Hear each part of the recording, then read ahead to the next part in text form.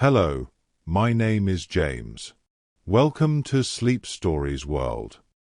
Close your eyes and imagine standing on the deck of a wooden ship in 1519, about to attempt what no human has ever done before, sail completely around the world. Tonight, we'll follow Ferdinand Magellan's epic journey across 3 years and 3 oceans. From the mutiny at frozen San Julian to the discovery of the strait that bears his name, from 98 days crossing an unknown Pacific to the tragic beaches of Mactan, this is the story of how 18 men out of 270 proved the Earth was round, not through mathematics, but through sheer endurance. A voyage so extraordinary it could only happen once in human history. Now, let's begin our journey together and prepare to drift peacefully to sleep as we sail into history. But first, let's prepare your space for rest. I'd like you to aim to sleep somewhere that is comfortably cool, dark, and quiet. If you need to adjust anything in your environment, please do so now. Your curtains, your temperature, your pillows, whatever will help you feel most comfortable.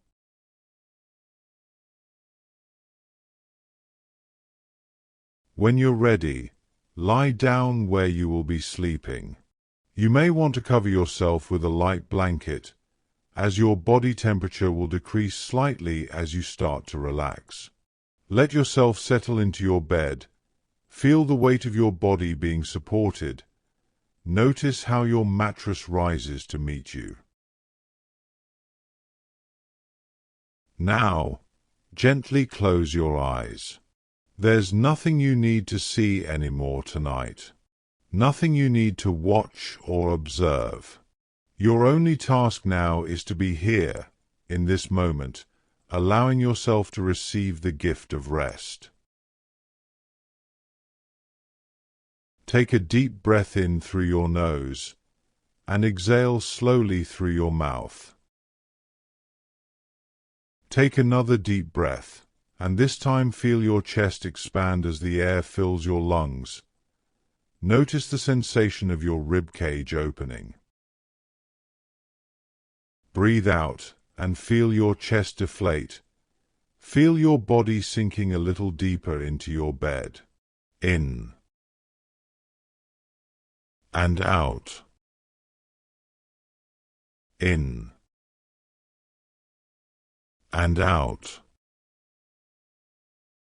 With each breath, you're signaling to your body that it's safe to rest, that it's time to let go of the day. Now, empty your mind and imagine being surrounded by a warm, vibrant light. This light is gentle and comforting, like the soft glow of evening sun filtering through leaves, or candlelight dancing in a peaceful room. This is your light, and it carries with it a deep sense of peace and safety. As you breathe in, let this warm light fill your lungs. Imagine it glowing softly inside your chest. As you breathe out, imagine the light spreading gently around your chest, expanding with a soft radiance. Breathe in, and let the light expand a little further this time. Feel it growing warmer, more present. Breathe out, and let the light travel up to your neck and down past your diaphragm. It moves slowly, like honey, coating everything with warmth and ease. Breathe in, and swallow even more of this warm, vibrant light. Breathe out, and let it fill your head, your throat, your chest, your stomach. Every space within you is now glowing softly. Breathe in deeply, and fill your entire upper body with this warm, vibrant light. Your shoulders, your arms, your back, your chest, all bathed in gentle, peaceful light. Take a few more breaths now, and with each one, allow this warm, vibrant energy to intensify in your upper body. Not in an overwhelming way, but like turning up the dimmer switch just slightly. More warmth, more comfort, more peace. Think of nothing but this warm, vibrant light. If a thought comes by, perhaps something from your day, or a task for tomorrow, allow yourself to acknowledge its presence. Notice it, like watching a leaf float by on a gentle stream. And then, let it drift away. Dismiss it kindly, and refocus on the light. There will be time for those thoughts later. But not now. Now is for rest. Breathe in. Breathe out. Breathe in. Breathe out. Nothing to do. Nowhere to be. Just breathing. Just light. Just peace. On your next breath in, let the warm, vibrant light begin to travel downward. Feel it reach your hips, your thighs, moving slowly and deliberately, like a warm wave washing over you. Breathe out and allow the light to reach your knees. Feel the warmth spreading down your legs. Breathe in and feel the light continue its gentle journey. Breathe out and sense it flowing down your shins to your ankles. Breathe in deeply and let the light fill your legs all the way down to your toes. Every part of you now is surrounded by this gentle, warm glow. You are completely enveloped in comfort and peace. Breathe out and feel your entire body relaxing more deeply than before. Breathe in and draw in even more tranquility. Out, releasing any remaining tension. Focus now on your breath and the warm light surrounding you. Nothing but your breath and the light. In and out. Glowing and peaceful. If your mind wanders, that's perfectly natural. Simply guide it back, gently, to your breath, to the light, to this present moment. Relax. Let go. You are safe. You are comfortable.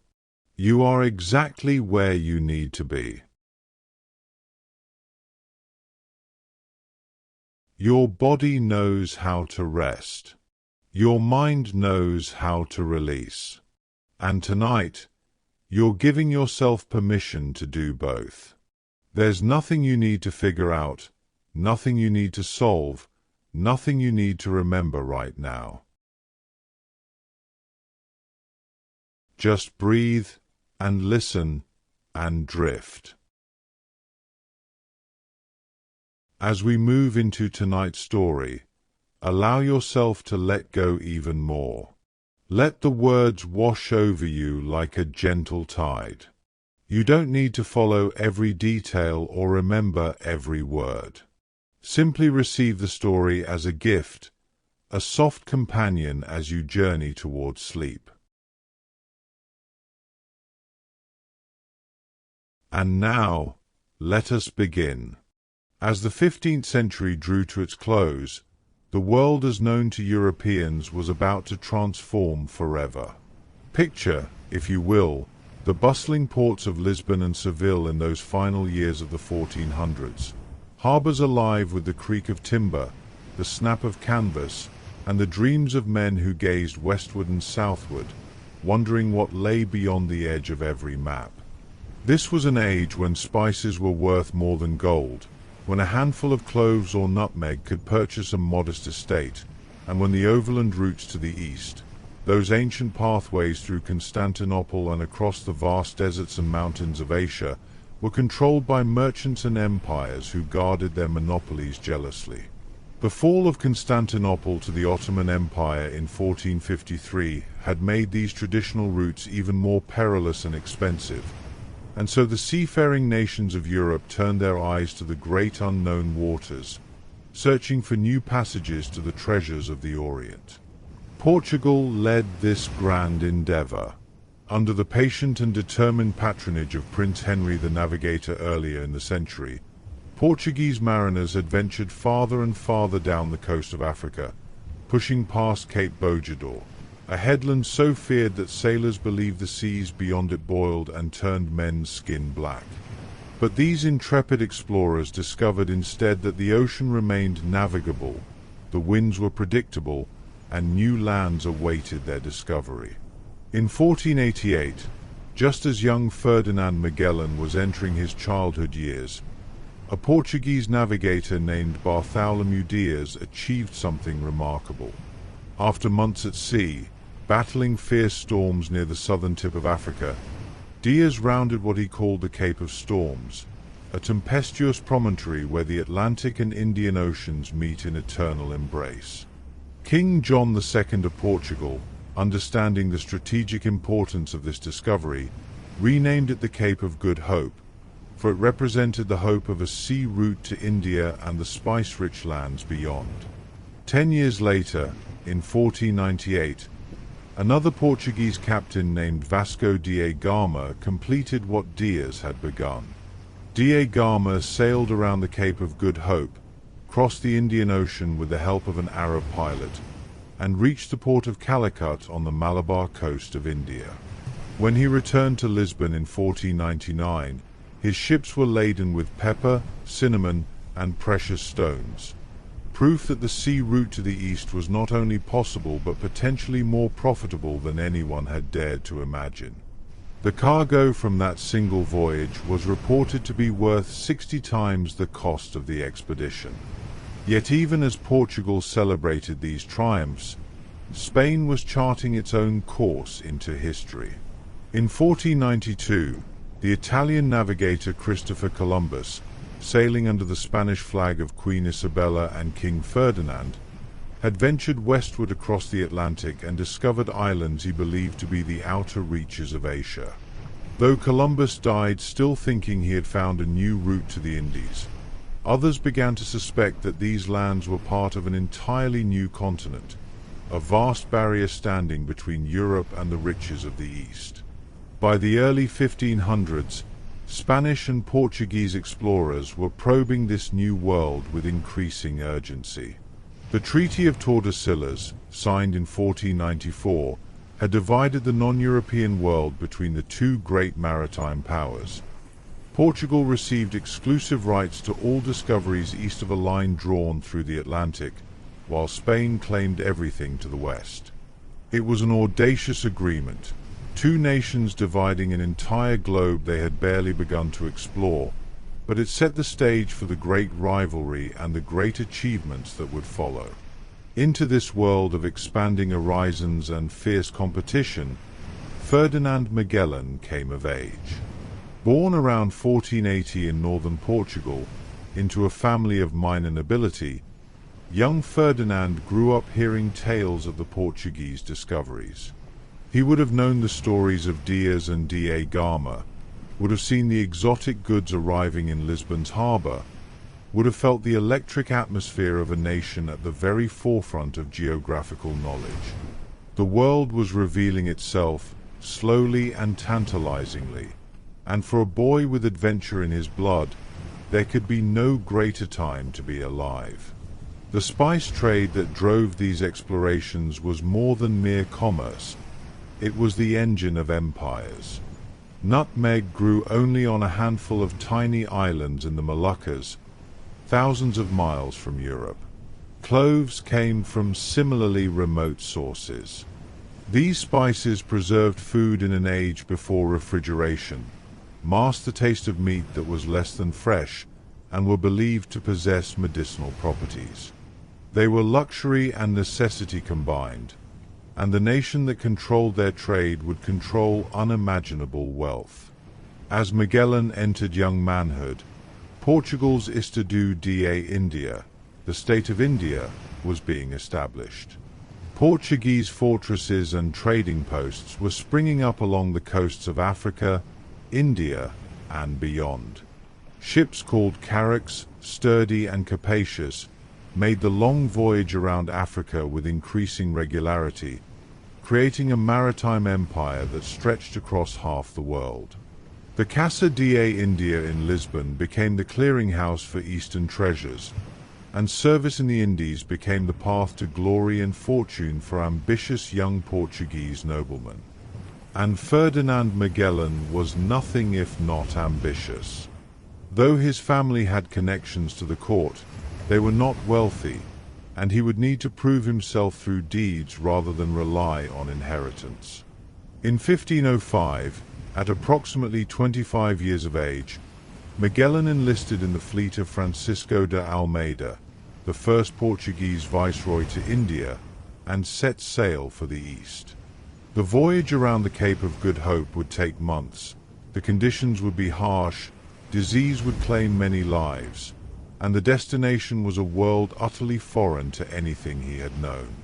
But for Magellan, this was the beginning of everything, the first chapter in a journey that would eventually take him farther than any European had ever traveled, to places that existed only as rumors and speculation, across an ocean that didn't yet have a name. As his ship caught the trade winds and Portugal's coast disappeared astern, Magellan carried with him the knowledge of his age and the hunger for what lay beyond it. The world was larger than the ancients had believed, stranger than the medieval maps suggested, and somewhere in its vast expanse, waiting to be discovered, were passages and truths that would reshape human understanding forever. His journey to the east was beginning, but the great question that would define his life, the question of a western route to the Spice Islands, was already taking shape in his restless, questing mind. The gentle rhythm of waves against the hull, the vast canopy of unfamiliar stars emerging as the ship sailed southward, the quiet moments of reflection during the long night watches, these were the crucible in which explorers were forged, and Magellan would prove to be one of the greatest of them all. Rest now, as those sailors rested between their watches, rocked gently by the same eternal rhythm of waves that has carried explorers across unknown waters since the beginning of human curiosity. Let the soft creak of timber and canvas lull you, as it lulled them, into dreams of distant shores and undiscovered horizons. The world was revealing itself then, slowly and patiently, just as sleep will come to you now, gradually, peacefully, inevitably. Close your eyes and drift, as those ships drifted on favorable winds, toward the quiet darkness where all journeys begin. The voyage to India was a test of endurance that separated the dreamers from the survivors. For 6 months or more, Magellan's fleet sailed southward along the African coast, then eastward around the Cape of Good Hope, battling the fearsome winds and currents where two great oceans collide. Many men succumbed to scurvy, that dreaded disease of long sea voyages, their teeth loosening and their strength fading as their bodies were deprived of fresh provisions.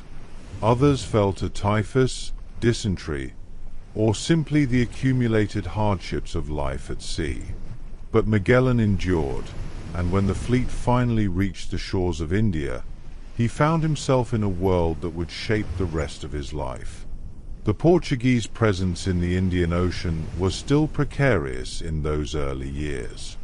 The Estado da India was being carved out through a combination of diplomacy, trade, and, when necessary, brutal warfare.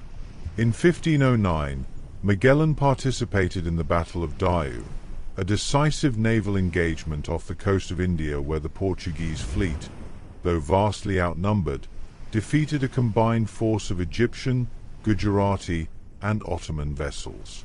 The battle was fought with a ferocity that shocked even hardened sailors, ships grappling alongside one another, cannon fire at point-blank range, hand-to-hand combat on blood-slicked decks. The Portuguese victory at Diu established their naval supremacy in the Indian Ocean and opened the way for their expanding trade empire. For Magellan, it was his first taste of significant combat, and he acquitted himself with the courage expected of a Portuguese fidalgo, a nobleman in service to his king. Following this victory, Magellan's duties took him even farther east. In 1511, he joined an expedition to Malacca, a strategic port city on the Malay Peninsula that controlled the narrow strait between the Indian Ocean and the South China Sea. Malacca was a cosmopolitan wonder, a place where merchants from Arabia, India, China, and the Indonesian archipelago gathered to trade goods from across the known world. Its sultan controlled access to the Spice Islands beyond, and whoever held Malacca held the key to the riches of the Moluccas. The Portuguese, under the command of Afonso de Albuquerque, launched an assault on the city in August of 1511. The fighting was fierce, with Magellan again distinguishing himself in battle, but the Portuguese prevailed, and Malacca became the easternmost anchor of their maritime empire. It was from Malacca that Magellan first heard detailed accounts of the Moluccas, those fabled spice islands that lay farther to the east. The islands were said to be so rich in cloves and nutmeg that the very air was perfumed with their scent, and the trees grew so abundantly that a single expedition could return with enough cargo to make every investor wealthy beyond measure. Portuguese traders were already venturing into these waters, and Magellan may well have participated in one or more of these exploratory voyages, though the historical record is uncertain. What is certain is that he developed a keen interest in the geography of the region and began to form his own theories about the shape of the world. During his years in the East, from 1505 to 1512, Magellan became more than just a soldier. He became a student of navigation, of winds and currents, of the merchants' tales about distant lands.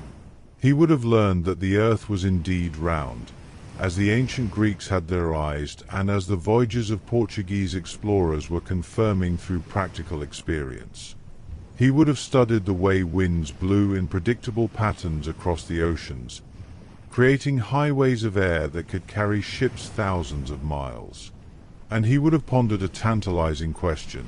If the Portuguese could reach the Spice Islands by sailing east around Africa, might there be a way to reach them by sailing west, around the southern tip of the New World that Spanish explorers were gradually mapping?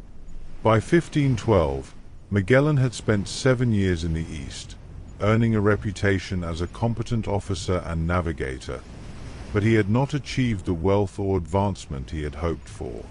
The competition for positions and rewards in the Estado da India was fierce, and Magellan's relatively modest family connections meant he was often passed over for the most lucrative appointments. His portion of the spoils from various campaigns was respectable but not remarkable, and he began to think about returning to Portugal to seek new opportunities. In 1513, Magellan was back in Lisbon, but his return to Portugal did not bring the recognition he sought.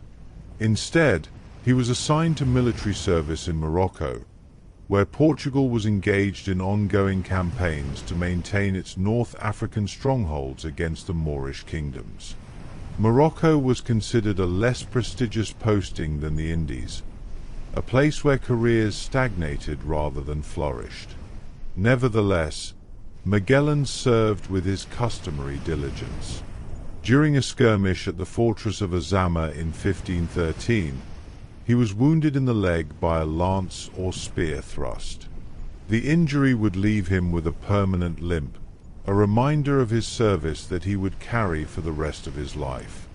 The Moroccan campaign also brought Magellan an accusation that would haunt him. He was alleged to have engaged in unauthorized trading with the Moors, a serious charge that suggested treasonous commerce with the enemy. Though the evidence was apparently weak and Magellan vigorously denied the accusation, it cast a shadow over his reputation at the Portuguese court. When he returned to Lisbon and sought an audience with King Manuel I to request an increase in his pension and a promotion in rank, rewards he felt he had more than earned through his years of loyal service in India and Morocco, the king was cold and dismissive. The rejection by King Manuel was a turning point in Magellan's life. According to contemporary accounts, when Magellan asked if he might have the king's permission to offer his services to another monarch, Manuel replied with indifference, essentially telling him he could do as he pleased. For a proud man who had risked his life repeatedly in service to Portugal, who had fought in battles from India to Morocco, who bore the scars of his loyalty on his very body, this dismissal was deeply wounding. But it also freed him. If Portugal would not value his knowledge and ambition, perhaps Spain would. And so Ferdinand Magellan began to contemplate a momentous decision.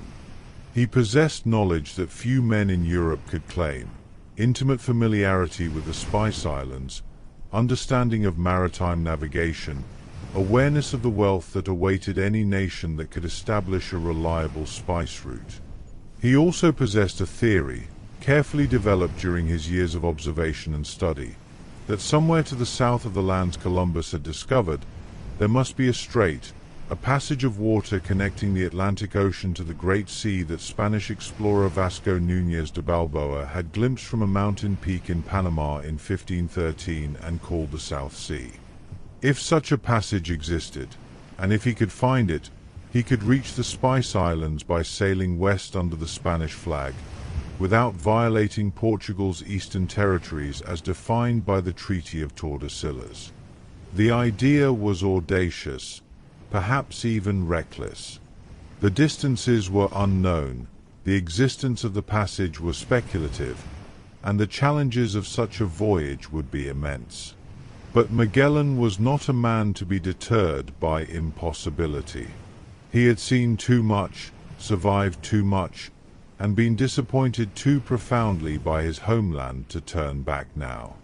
As he walked the streets of Lisbon with his distinctive limp, as he gazed out at the harbour where Portuguese ships came and went with their eastern cargoes, as he nursed his wounded pride and his burning ambition, Ferdinand Magellan was already planning the voyage that would change the world forever.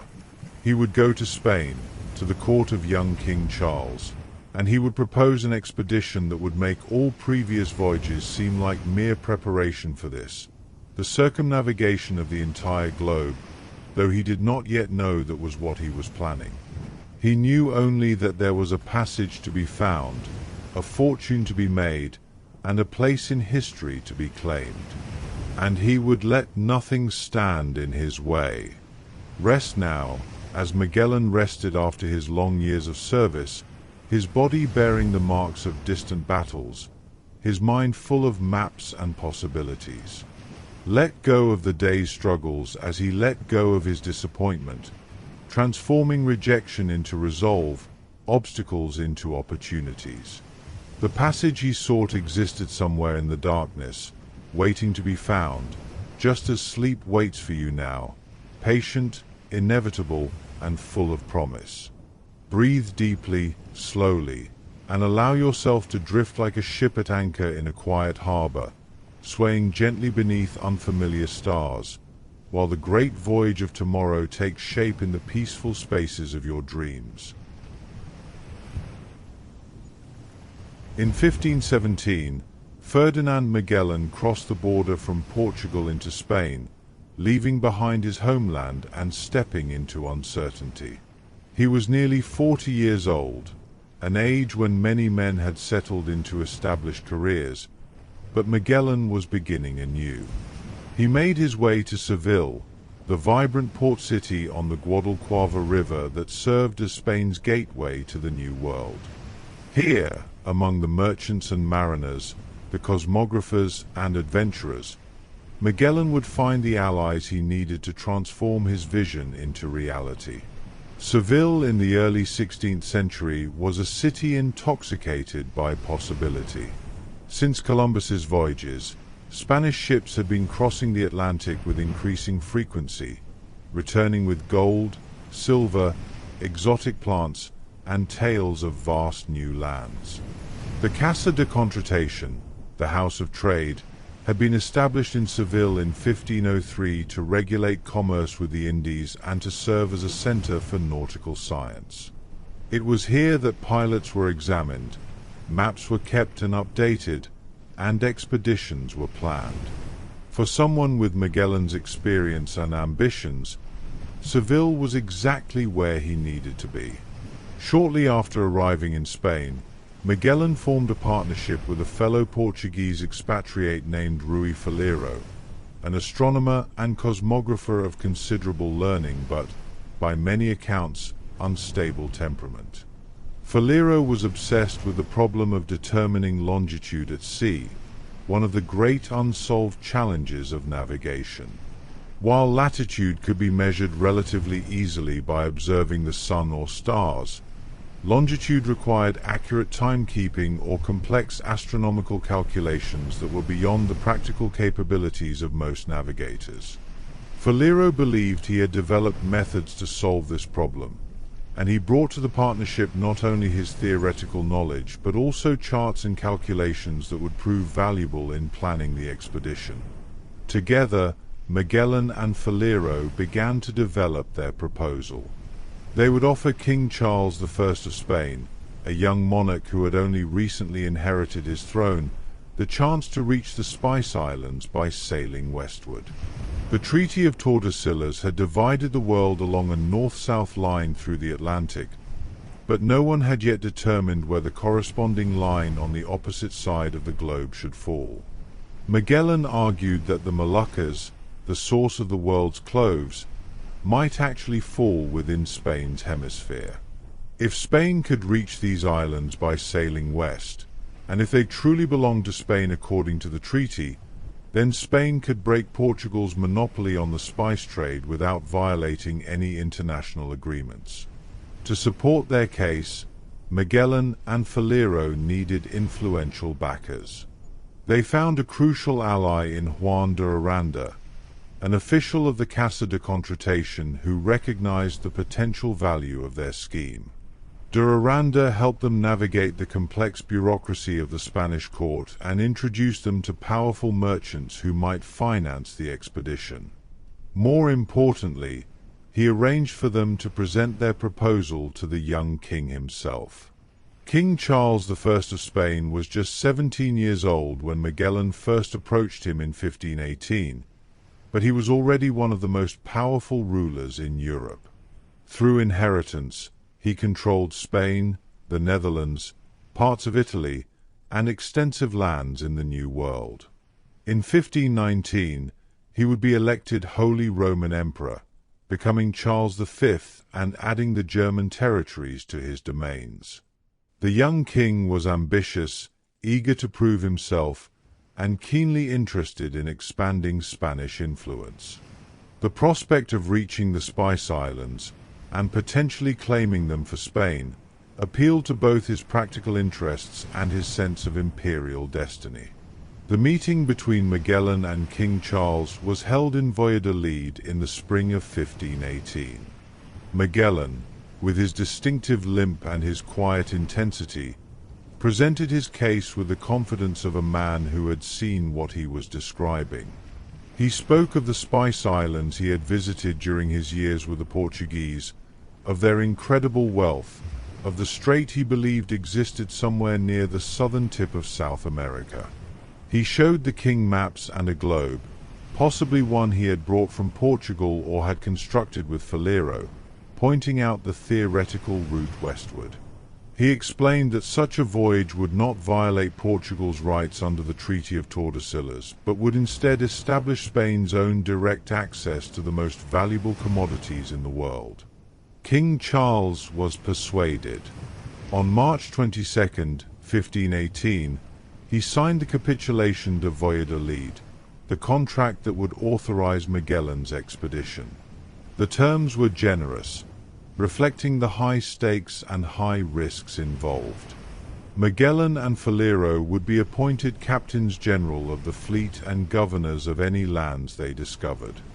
They would receive a 20th of the profits from the voyage, and a tenth of the profits from any subsequent expeditions that followed their route. They would be granted noble titles and hereditary rights to their discoveries. In return, they would lead an expedition of 5 ships to find the western passage to the Spice Islands and to determine whether these islands fell within Spain's sphere of influence. The preparations began immediately. 5 ships were purchased and outfitted: the Trinidad, which would serve as Magellan's flagship; the San Antonio, the largest of the fleet; the Concepcion, the Victoria, and the Santiago, the smallest vessel. These were not large ships by modern standards. The Trinidad displaced perhaps 110 tons, roughly the size of a small coastal freighter today, but they were sturdy vessels designed to withstand ocean crossings.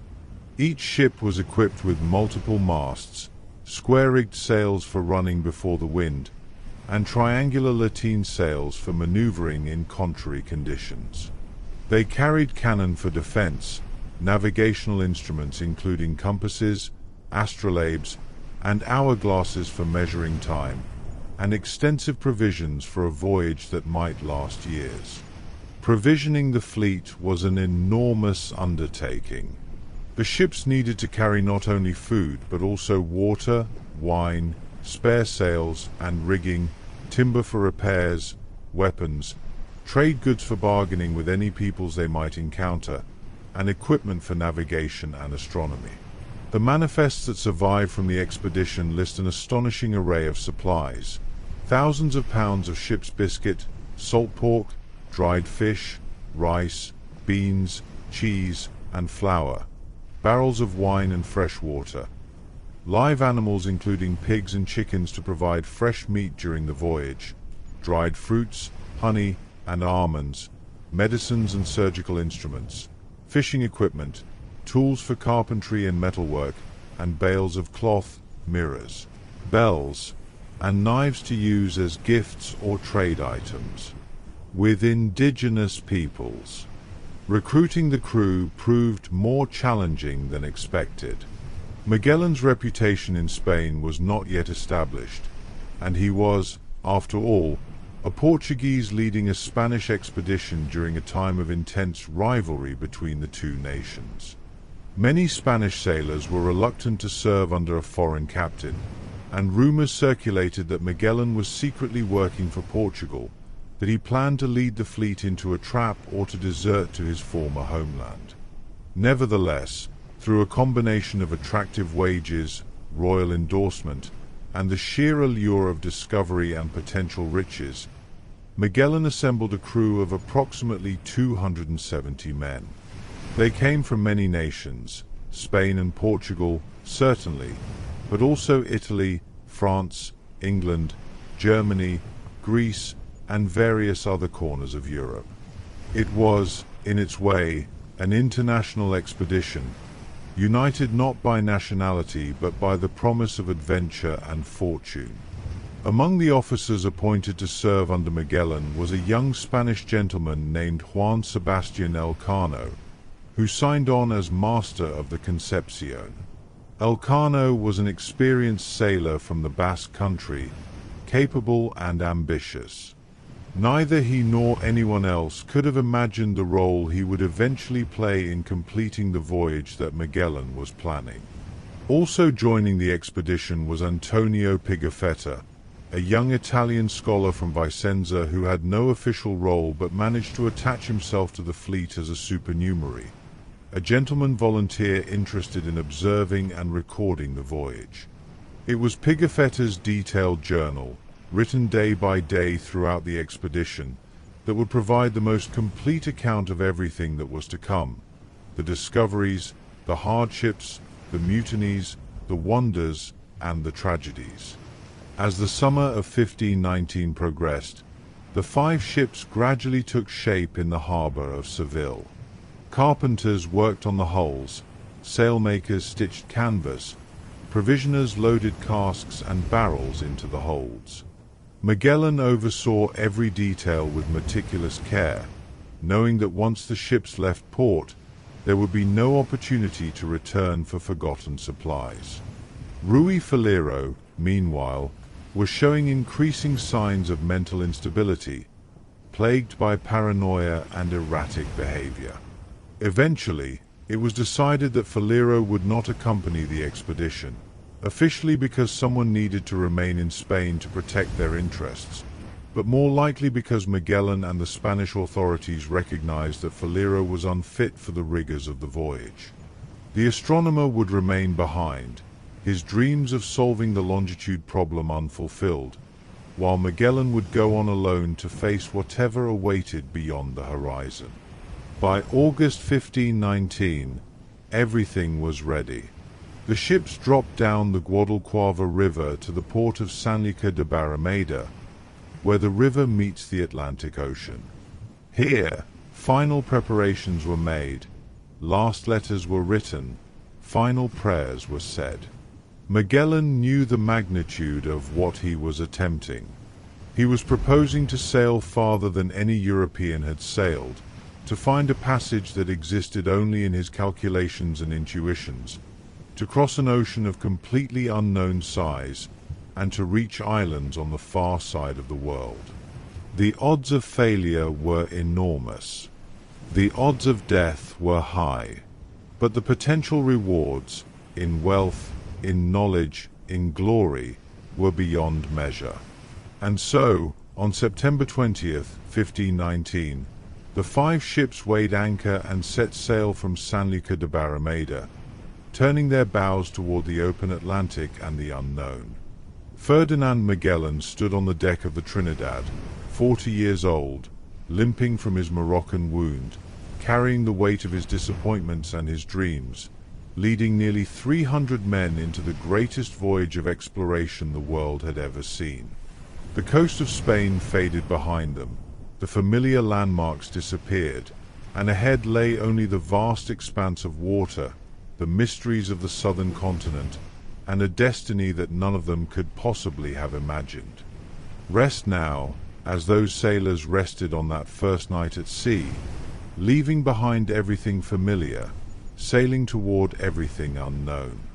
Let the gentle motion of the waves carry you, as it carried them, into the peaceful darkness where all great journeys begin. The world was vast then, and sleep is vast now, an ocean of its own, waiting to receive you. Close your eyes and drift, as they drifted, toward distant shores and quiet dreams, trusting that the current will carry you safely through the night. The voyage began under favorable skies, but also under the shadow of suspicion and discord. From the very start, tension existed between Magellan and several of his Spanish officers, who resented serving under a Portuguese commander and questioned his intentions. The most problematic of these was Juan de Cartagena, captain of the San Antonio and a man of considerable pride and ambition, who had been appointed to the expedition by the Archbishop of Fonseca, one of the most powerful figures in Spanish colonial administration. Cartagena believed he should have been given overall command, or at least treated as Magellan's equal, and he began to challenge the Captain General's authority almost from the moment the ships left port. The fleet followed a well-established route southward, hugging the African coast to catch the favorable winds and currents. They stopped at Tenerife in the Canary Islands to take on fresh water, wood, and additional provisions. It was here that Magellan received a secret warning from his father-in-law, Diogo Barbosa, who had learned through contacts in Seville that some of the Spanish captains were plotting against him. The warning confirmed Magellan's own suspicions, and from that moment forward, he knew he would need to remain constantly vigilant against mutiny. After leaving Tenerife, the fleet sailed southwest across the Atlantic, bound for the coast of Brazil. This was not the direct route. Sailing due west would have been shorter, but Magellan was following the pattern of winds and currents that Portuguese navigators had learned through decades of experience. By heading southwest, the ships could catch the northeast trade winds, which would carry them efficiently across the ocean. The journey took several weeks, during which the crews settled into the rhythms of life at sea. 4-hour watches day and night, the constant work of maintaining sails and rigging, meals of ship's biscuit and salt pork, occasional fresh fish caught from the ocean, and the slow, monotonous passage of days marked only by the sun's movement across the sky. On December 13, 1519, the fleet made landfall near present-day Rio de Janeiro on the Brazilian coast. The land belonged to Portugal according to the Treaty of Tordesillas. The dividing line ran through the Atlantic in such a way that the eastern bulge of South America fell within Portuguese territory. But there were no Portuguese settlements this far south, and Magellan felt safe anchoring here to replenish supplies. The crew spent 2 weeks at this anchorage, which they called Santa Lucia Bay. They traded with the local Tupi people, exchanging bells, mirrors, and knives for fresh food, water, and wood. Antonio Pigafetta, ever the curious observer, recorded his impressions of the indigenous people, noting their customs, their generosity, and the abundance of the land. It was a welcome respite after the long ocean crossing, and the fresh provisions would prove vital for the difficult months ahead. From Brazil, Magellan turned southward, following the coastline as it curved away toward the unknown southern latitudes. This was the crucial phase of the voyage, for somewhere along this coast, Magellan believed, they would find the passage to the Western Ocean. But as the fleet sailed farther south, the weather grew colder, the days grew shorter, and the hoped-for strait remained elusive. They investigated every bay, every inlet, hoping that each might be the entrance to the passage. The Rio de la Plata, a vast estuary that seemed promising, proved to be merely the mouth of a great river, not a passage through the continent. Each disappointment increased the crew's anxiety and the officers' doubts about their commander's plan. By late March 1520, with winter approaching in the southern hemisphere, Magellan made the decision to seek harbor and wait out the worst of the weather. On March 31st, the fleet entered a bleak, wind-swept bay that Magellan named Puerto San Julian, located at approximately 49 degrees south latitude on the coast of what is now Argentina. It was a desolate place, barren shores, cold winds sweeping down from the interior, and no sign of the passage they sought. Magellan announced that they would winter here, waiting for spring before continuing the search. The crews, already frustrated and fearful, received this news with anger and dismay. They were thousands of miles from home, in a harsh and forbidding land, with provisions running lower than expected, and their Portuguese captain seemed determined to continue a quest that many now believed was madness. The tensions that had been building since the voyage's beginning finally erupted into open mutiny. On the night of April 1st, 1520, Easter Sunday night, just 1 day after arriving at San Julian, 3 of the 5 ship's captains rose in rebellion against Magellan. Juan de Cartagena of the San Antonio, Gaspar de Quesada of the Concepcion, and Luis de Mendoza of the Victoria seized control of their vessels, imprisoning or expelling officers who remained loyal to Magellan. The mutineers now controlled 3 of the 5 ships, and they sent Magellan a message demanding that he consult with them about all decisions and share command of the expedition. Magellan's response was swift and cunning. He still controlled 2 ships, his flagship Trinidad and the Santiago, and he used them with tactical brilliance. He sent a boat to the Victoria under the pretense of negotiation, but the men aboard were actually armed and under secret orders. They boarded the Victoria, killed the captain Luis de Mendoza in a quick, violent confrontation, and seized control of the ship. Now Magellan controlled 3 ships to the mutineers' 2, and he positioned his vessels to blockade the harbor's entrance, preventing the San Antonio and Concepcion from escaping to the open sea. The mutiny collapsed within a day. Gaspar de Quesada surrendered, and Juan de Cartagena, recognizing that his position was hopeless, also gave up. Magellan's justice was harsh but calculated. Quesada was convicted of mutiny and executed, his body quartered as a warning to others. Luis de Mendoza's body, already killed during the recapture of the Victoria, was similarly quartered and displayed. Juan de Cartagena and a priest who had supported the mutiny were sentenced to be marooned. They would be left behind when the fleet eventually departed San Julian, abandoned in that desolate place with minimal provisions, effectively a death sentence. Other mutineers were sentenced to hard labor in chains or stripped of their ranks. Magellan had reasserted his authority through a combination of quick action and severe punishment, but the mutiny left deep scars.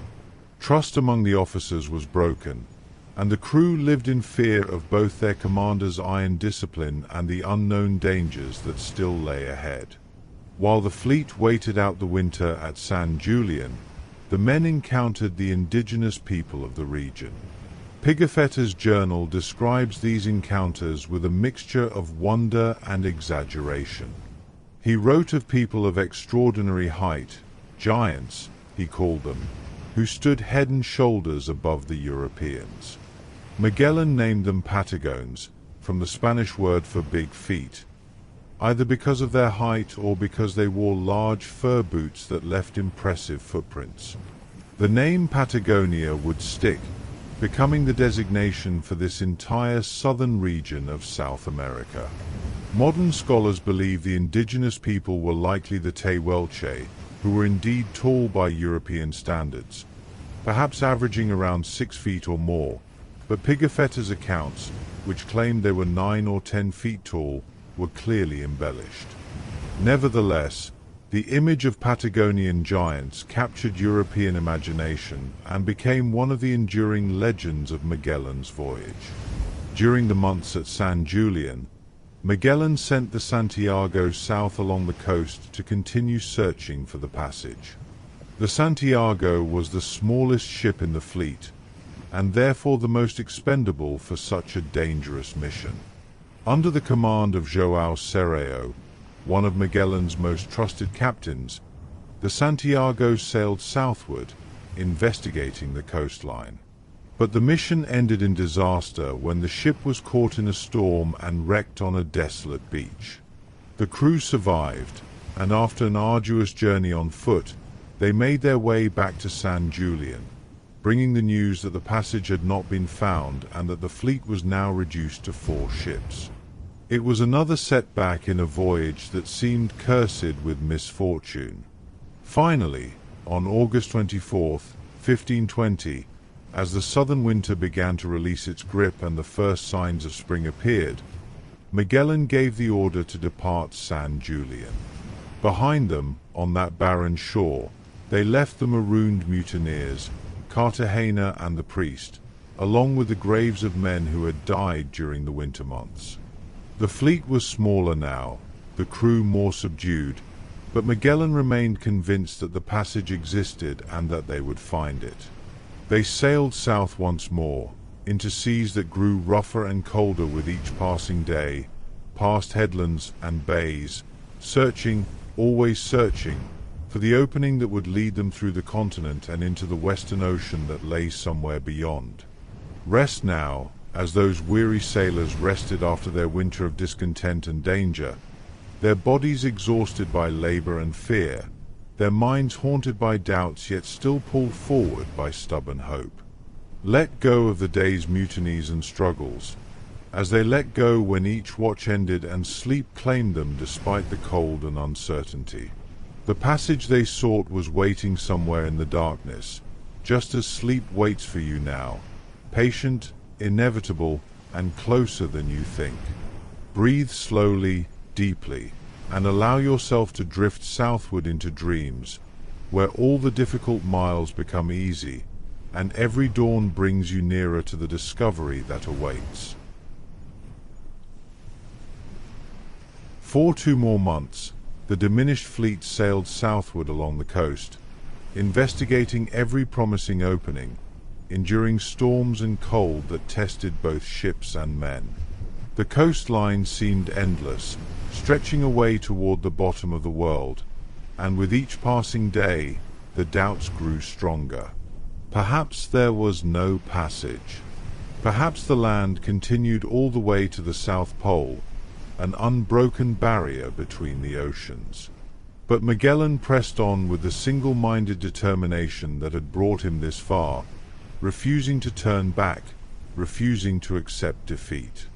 Then, on October 21st, 1520, as the fleet rounded a prominent headland, they saw something different. Instead of another closed bay, there was a wide opening with strong currents flowing through it. The water tasted of salt, not fresh, suggesting it was not another river mouth. Magellan ordered the fleet to anchor while he sent the San Antonio and the Concepcion to explore this new opening. The two ships disappeared into the unknown waters, and for 3 days, the Trinidad and Victoria waited anxiously at the entrance. When the San Antonio and Concepcion finally returned, their crews were jubilant, firing their cannons in celebration. They had sailed westward for many miles, and the passage continued, twisting and turning through mountainous terrain, but always extending farther west. This was it. This was the passage Magellan had promised them, the strait that would lead them to the Western Ocean. The fleet entered the strait on October 21st, and for the next 38 days they carefully navigated its treacherous waters. The passage that would come to bear Magellan's name, the Strait of Magellan, was approximately 350 miles long, a complex maze of channels winding between mountains and islands. On the southern shore, the crew could see fires burning at night, countless fires dotting the landscape. Magellan named this land Tierra del Fuego, the land of fire, for these mysterious flames. The fires were likely made by the indigenous Yagan people, who lived in this harsh environment and kept fires burning constantly for warmth. The very name evokes a quality both eerie and beautiful, a land of fire at the edge of the world, where the mountains met the sea and ancient peoples watched the strange ships pass through their waters.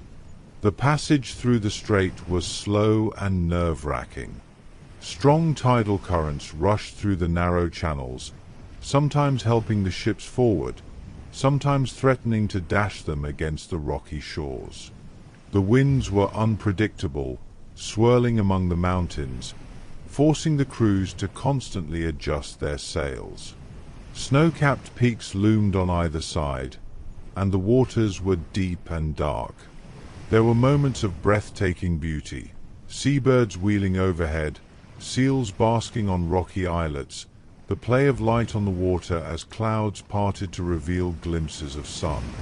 But there was also constant danger and the psychological strain of navigating an unknown passage with no certainty of what lay ahead. During the passage through the strait, the fleet suffered another devastating loss.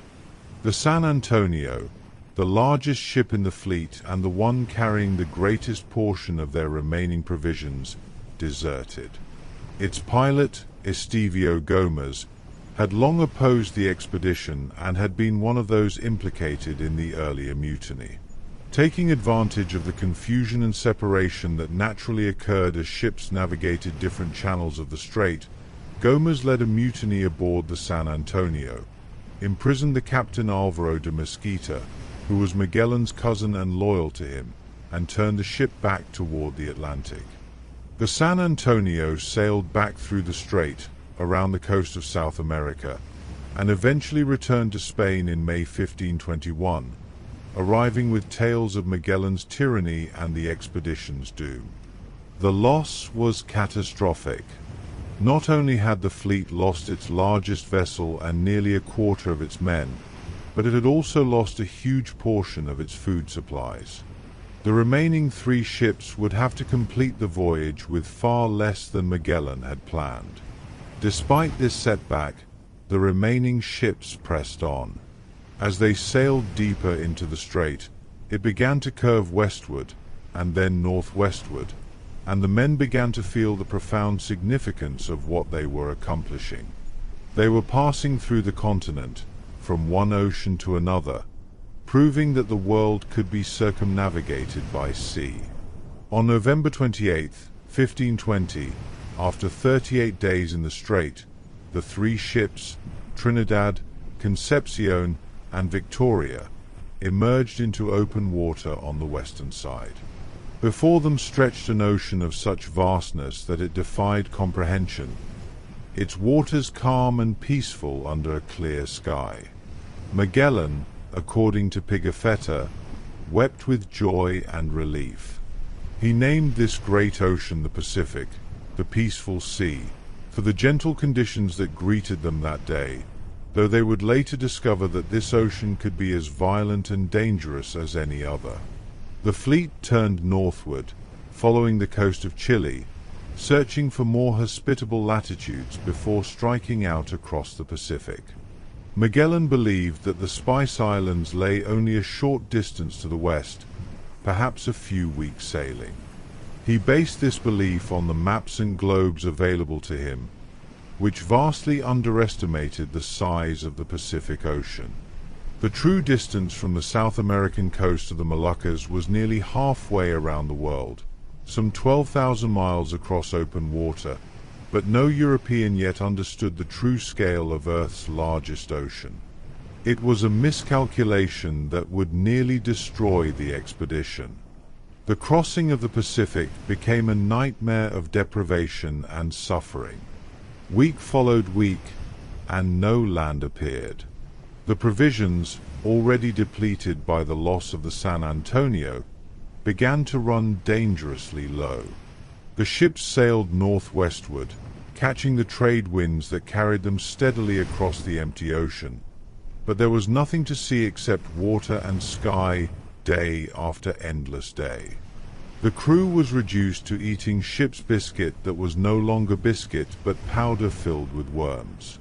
When the biscuit ran out, they ate the leather wrappings from the rigging, softening the tough hide by dragging it in the sea for several days, then roasting it over coals and chewing it like jerky. Rats, normally considered vermin to be eliminated, became a delicacy.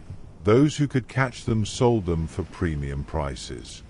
Men sucked on sawdust to fill their stomachs and drank water that had turned yellow and putrid in the casks. Scurvy, the terrible scourge of long sea voyages, began to ravage the crew. Their gums swelled and bled, their teeth loosened and fell out, their joints ached unbearably, and their skin erupted in bruises and sores. The disease, caused by vitamin C deficiency, though no one understood this at the time, left men too weak to work, and eventually too weak to eat even when food was available. 19 men died during the Pacific crossing, and many more were desperately ill. Pigafetta recorded the suffering with the detachment of someone who had survived it but could hardly believe the memory. They were, he wrote, sailing through the largest ocean on Earth, and they saw almost nothing. No land except two small, uninhabited islands that offered no provisions, no ships, no fish in quantity sufficient to feed the crew, nothing but the endless, empty, indifferent sea. For 98 days, more than 3 months, the fleet sailed across the Pacific without finding any substantial land or resupply. It was the longest uninterrupted ocean voyage any European sailors had ever attempted, and it pushed them to the absolute limits of human endurance. The pilots and navigators, using their astrolabes and compasses, their dead reckoning and their observations of the sun and stars, managed to keep the ships on course, but where that course was leading, and when it would end, no one could say with certainty. Magellan maintained his iron discipline and his unshakable conviction that they would reach the Spice Islands, but even his confidence must have been tested during those long, desperate weeks. Finally, on March 6, 1521, salvation appeared on the western horizon. The lookout spotted land, an island, and then another and another. The fleet was approaching what Magellan would name the Ladrones Islands, the Islands of Thieves, known today as the Mariana Islands, including Guam. The ships anchored, and the native Chamorro people came out in their swift outrigger canoes, curious about these strange vessels that had appeared from the east. The initial contact was friendly, but when some of the Chamorros, following their own cultural practices regarding property, took items from the ships without asking permission, Magellan reacted with violence, burning houses and killing several islanders. It was a brutal response, born perhaps of desperation and the stress of the voyage, and it stained what should have been a moment of pure relief. Nevertheless, the fleet obtained fresh water, fruits, vegetables, and meat, the first fresh provisions in more than 3 months. The effect on the scurvy-stricken crew was almost miraculous. Within days of eating fresh food, men who had been near death began to recover. The scurvy retreated, strength returned, and hope was restored. After reprovisioning, the fleet departed the Ladrones and continued westward. On March 16, 1521, they sighted more islands, larger, more populous, and seemingly more prosperous. They had reached the archipelago that would later be called the Philippines, though Magellan initially named them the Islands of St. Lazarus, as they were discovered on that saint's feast day. The ships anchored at the island of Homenhan, where they were greeted peacefully by the local people. Over the following weeks, Magellan sailed among the islands, establishing friendly relations with various local rulers, engaging in trade, and learning about the political landscape of the region. He was drawing close to his goal.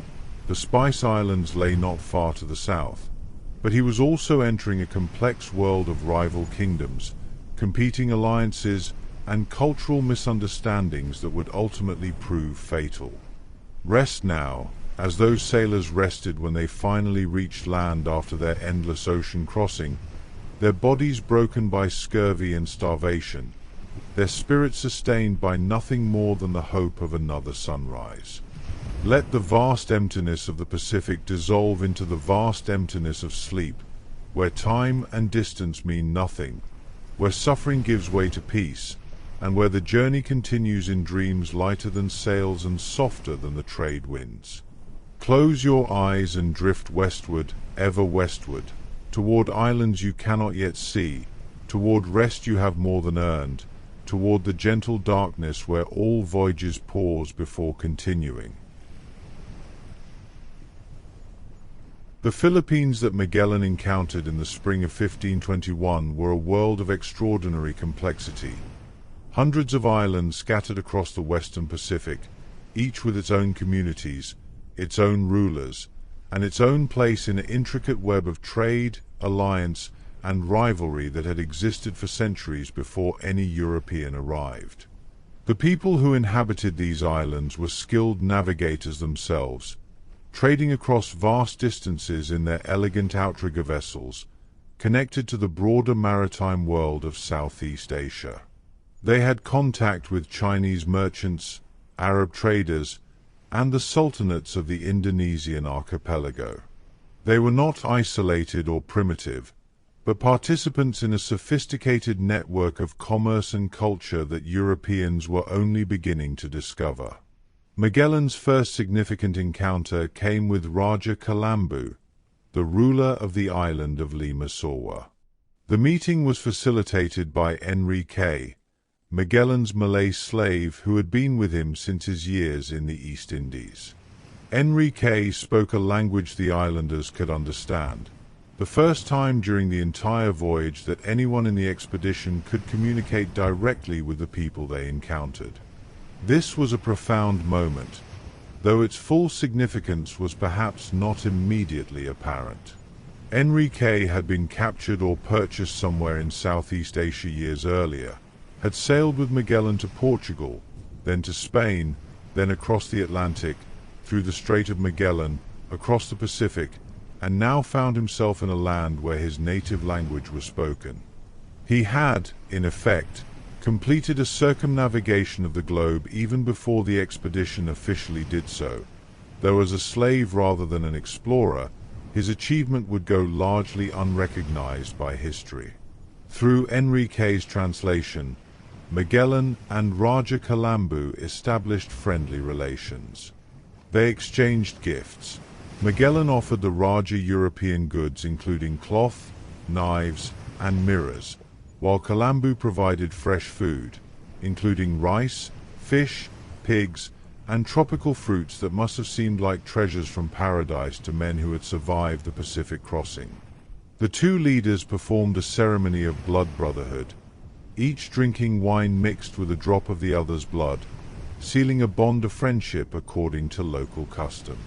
Pigafetta described these ceremonies and customs in detail, fascinated by everything he observed, from the people's clothing and ornaments to their boats and weapons, their foods, and their social structures.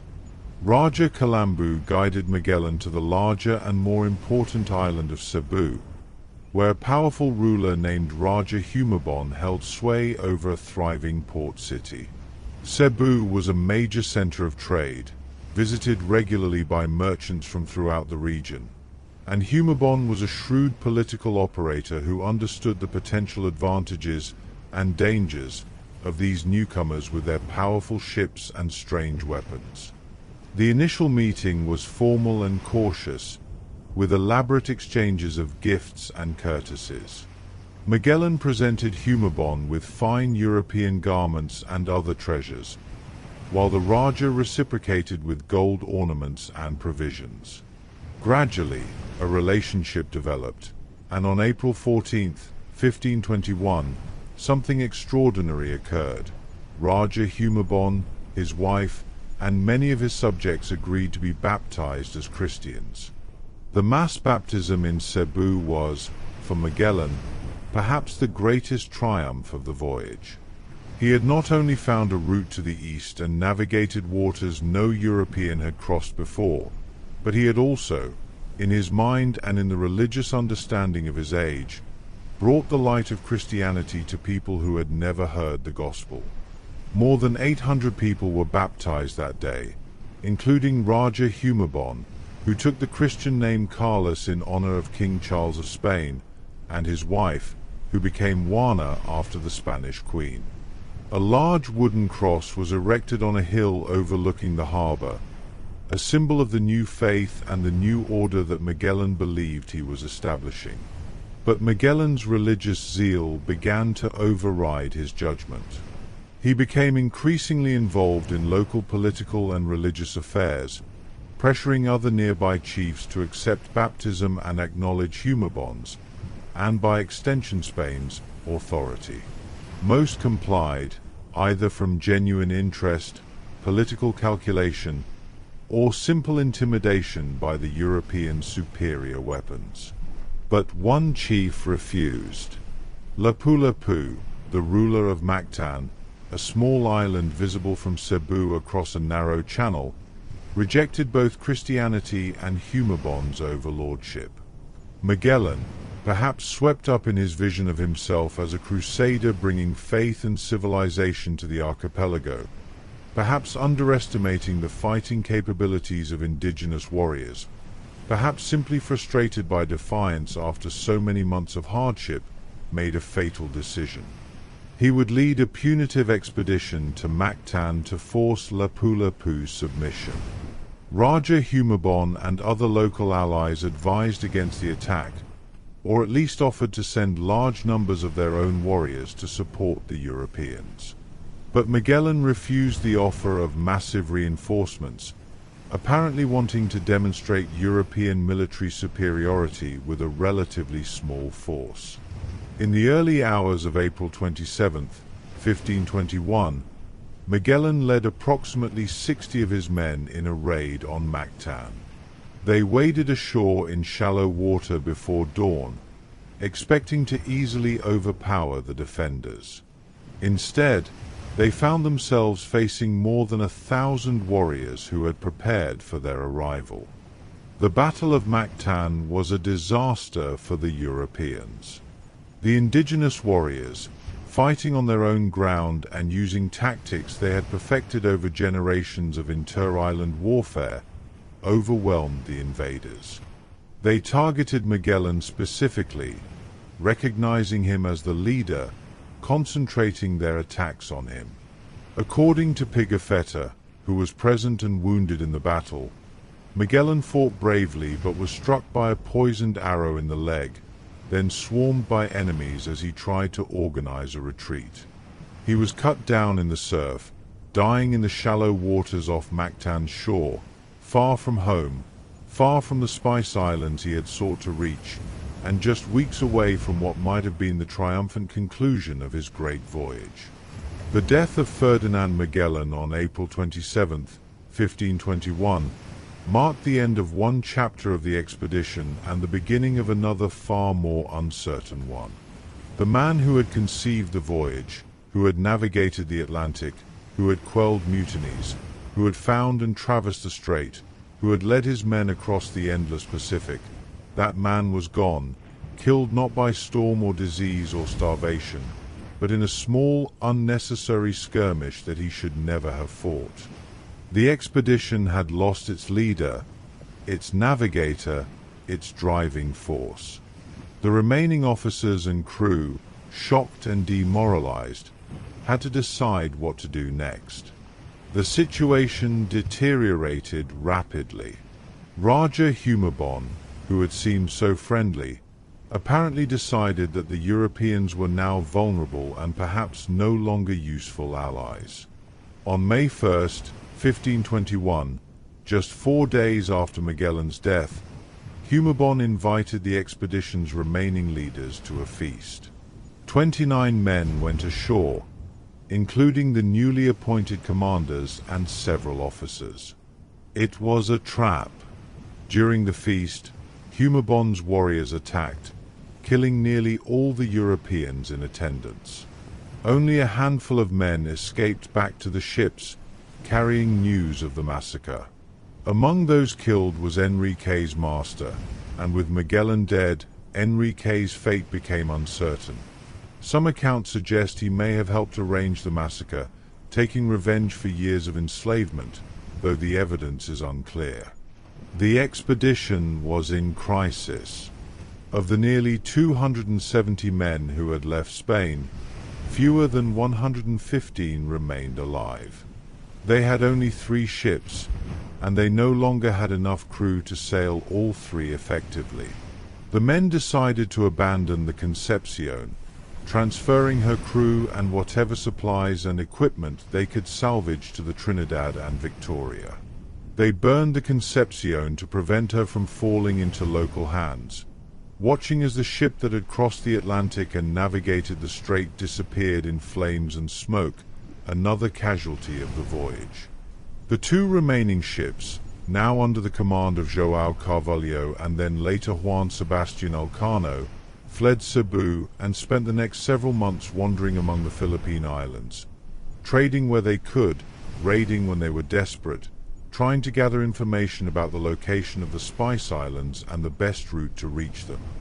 They were lost, leaderless, and desperate, but they still had one advantage. They had ships, and somewhere to the south, the Moluccas were waiting. If they could reach the Spice Islands, if they could load their holds with cloves, if they could find their way home, then perhaps this voyage of disaster and death might yet be transformed into something valuable, something meaningful. The greatest challenge of all still lay ahead, but so did the possibility, however remote, of completing what Magellan had begun. Rest now, as those weary sailors rested after the violence and chaos of Cebu and Mactan, their numbers diminished, their leader gone, their future uncertain. Let go of the battles and betrayals, as they let go when exhaustion finally overcame fear and grief. The world is full of dangers, but sleep is a safe harbor where no enemy can reach you, where no wounds can touch you, where the dead are at peace and the living find renewal. Close your eyes and drift away from the islands of peril, toward the quiet archipelago of dreams, where every shore is friendly and every dawn brings you closer to home.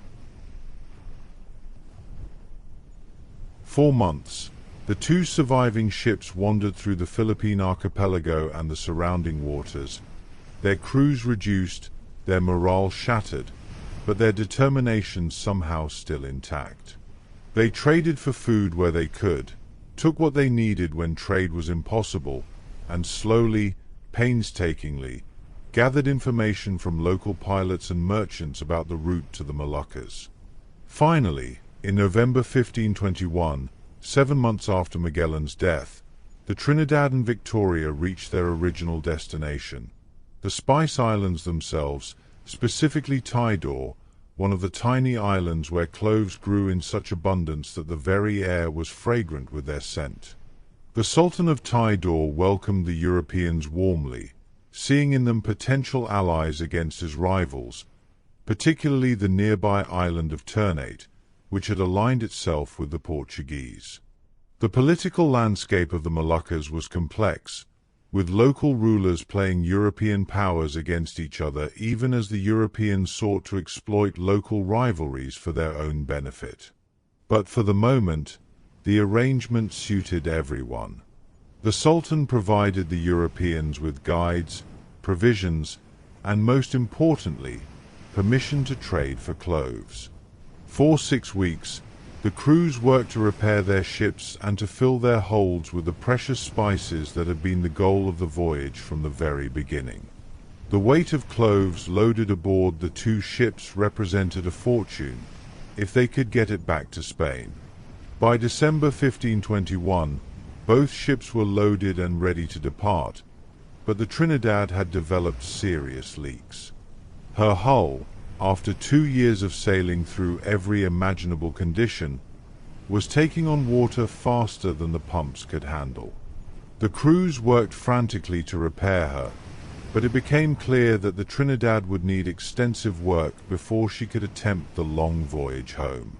A difficult decision was made. The Victoria, under the command of Juan Sebastian Elcano, would depart immediately, sailing westward across the Indian Ocean, around the Cape of Good Hope, and back to Spain, the route the Portuguese used, but in reverse.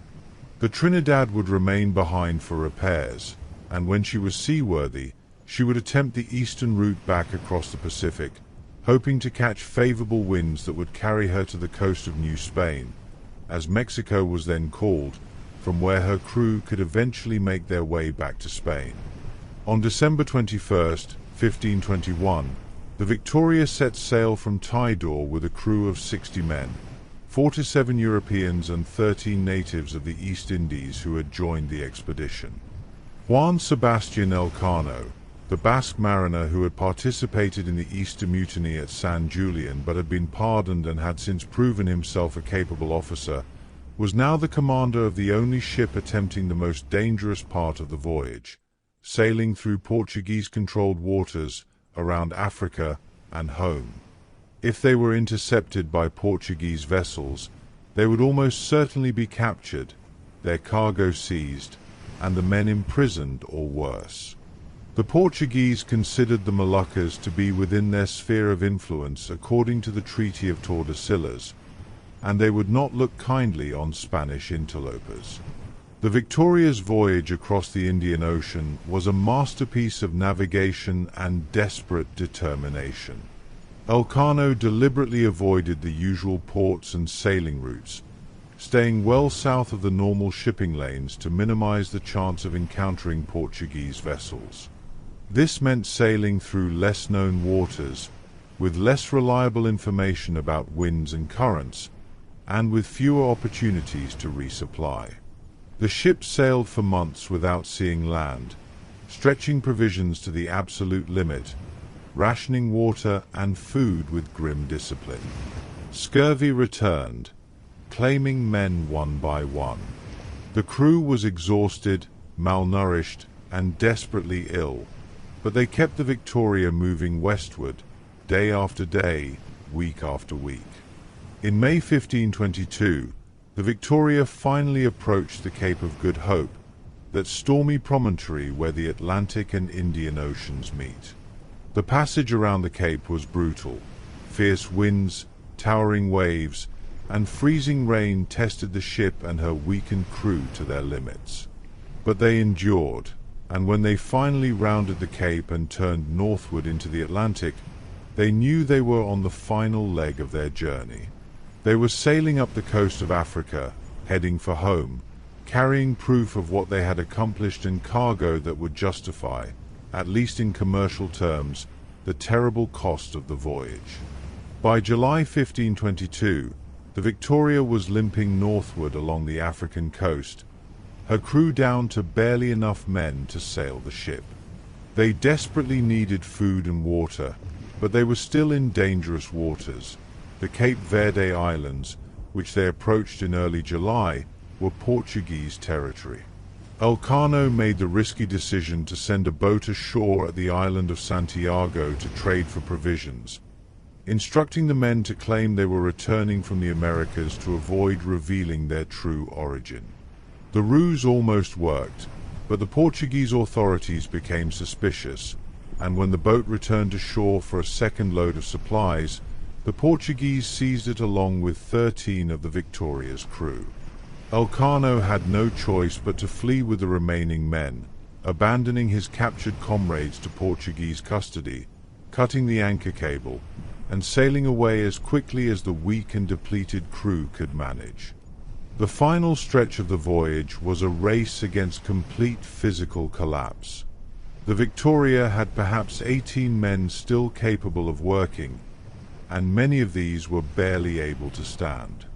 They were starving, sick with scurvy, and exhausted beyond anything they had previously experienced.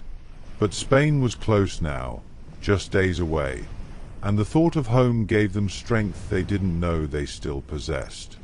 On September 6, 1522, nearly 3 years after they had departed, the Victoria sailed into the harbour of Sanlúcar de Barrameda, the same port from which they had left. Of the 5 ships that had departed, only 1 returned. Of the approximately 270 men who had begun the voyage, only 18 Europeans came home on the Victoria. The ship that entered Sanlúcar that September day was barely recognizable. Her sails were patched and worn, her hull was weather-beaten and damaged, her deck was nearly empty of crew. But her holds were still filled with cloves, and her men had accomplished something no one in human history had ever done before. They had sailed completely around the world. They had crossed the Atlantic, found and navigated the strait at the bottom of South America, crossed the vast Pacific, reached the Spice Islands, returned via the Indian Ocean and around Africa, and arrived back where they had started. They had proven that the earth was round not through theory or mathematics, but through the simple, undeniable fact of their journey. They had measured the world with their ships, and though the cost had been almost unimaginably high, they had succeeded. Juan Sebastian Elcano and his surviving crew made their way from Sanlúcar to Seville, walking in procession to the cathedral, barefoot and carrying candles, to give thanks for their survival and to honor those who had died. They were received as heroes, though the full significance of their achievement would take time to be understood. King Charles granted Elcano a coat of arms featuring a globe with the Latin motto Primus circumdedisci me, you were the first to encircle me. The cloves they had brought back were sold for enough to cover the expedition's costs and provide a modest profit, though nothing that truly compensated for the loss of so many lives and 4 ships. As for the Trinidad, she had indeed attempted the eastern route back across the Pacific after finally being repaired. But the voyage was doomed from the start. The ship encountered fierce storms and contrary winds, making little headway eastward. After months of struggle, the Trinidad turned back to the Moluccas, only to be captured by a Portuguese fleet. Most of her crew died in Portuguese captivity or on the terrible journey to Portuguese prisons in India. Only 4 men from the Trinidad ever made it back to Spain, years later, with tales of suffering that rivaled anything the Victoria's crew had endured. The legacy of Magellan's voyage extended far beyond the immediate commercial results. The expedition had transformed European understanding of the world. The Pacific Ocean, previously unknown to Europeans except as a rumored South Sea, was now recognized as the Earth's largest feature, a vast expanse of water that covered nearly a third of the planet's surface. The Americas were confirmed to be a separate landmass, not part of Asia as Columbus had believed, and the existence of a passage around their southern tip meant that ships could reach the east by sailing west. The voyage demonstrated that the Earth could be circumnavigated, providing practical proof of the planet's spherical shape and its approximate size. But perhaps the deepest legacy was more subtle and more profound. Magellan's voyage represented a moment when human beings pushed themselves to the absolute limit of endurance in pursuit of knowledge and discovery. The men who sailed with Magellan, and the handful who returned, had endured starvation, scurvy, storms, battles, mutiny, and the psychological torture of endless ocean crossings with no certainty of survival. They had watched their companions die one by one, had buried them at sea or left them in foreign lands, had suffered in ways that most people never experience. And yet they had continued, driven by a complex mixture of greed and curiosity, ambition and duty, stubbornness and courage. Ferdinand Magellan himself never completed the circumnavigation that bears his name, dying halfway through the voyage in a small battle that should never have been fought. But it was his vision, his determination, his navigational genius, and his absolute refusal to accept defeat that made the voyage possible. He found the strait when others would have turned back. He crossed the Pacific when no European knew how vast it truly was. He kept his men moving forward through conditions that should have destroyed them. And though he died before seeing the voyage completed, his spirit, his restless, questing, unbending spirit, carried the Victoria and her crew all the way around the world and home. The age of exploration that Magellan represented would continue for centuries, with ships pushing into every corner of the globe, mapping coastlines, discovering islands, establishing trade routes and colonies. But there would never be another first circumnavigation, never again that unique moment when the true size and shape of the Earth was revealed through the direct experience of sailing around it. Magellan and his men had done something that could only be done once in human history, and in doing so, they had changed forever how we understand our place on this small, round planet, floating in the vastness of space. The world became smaller after Magellan's voyage, but also larger. Smaller because it could now be crossed and measured, but larger because the Pacific Ocean alone was bigger than all previous estimates of the entire globe. The voyage was both an ending and a beginning. The end of the age when great portions of the Earth remained completely unknown to European geography, and the beginning of a truly global age when all the continents and all the oceans would be connected by ships and trade and the complex, often tragic interactions of different peoples and cultures. And as we rest now, so many centuries later, we can close our eyes and imagine those 18 men stumbling off the Victoria in September 1522, feeling solid ground beneath their feet for the first time in 3 years, seeing the familiar landscape of Spain, breathing the air of home. They had sailed around the world. They had seen wonders and horrors beyond imagining. They had survived the impossible. And now, finally, they could rest. Rest now, as they rested, as all travelers rest when the journey is complete. Let the winds that carried them around the world carry you gently into sleep. Let the stars that guided them through unknown waters guide you through the peaceful darkness of night. The voyage is over, the discoveries are made, and all that remains is the quiet satisfaction of having endured, having persevered, having found your way home. Close your eyes and drift on calm seas toward the harbor of deep, restorative sleep, knowing that every journey, no matter how long, no matter how difficult, eventually ends in rest. Sleep now, and dream of distant waters, unfamiliar stars, and the eternal human desire to see what lies beyond the next horizon. Sleep well,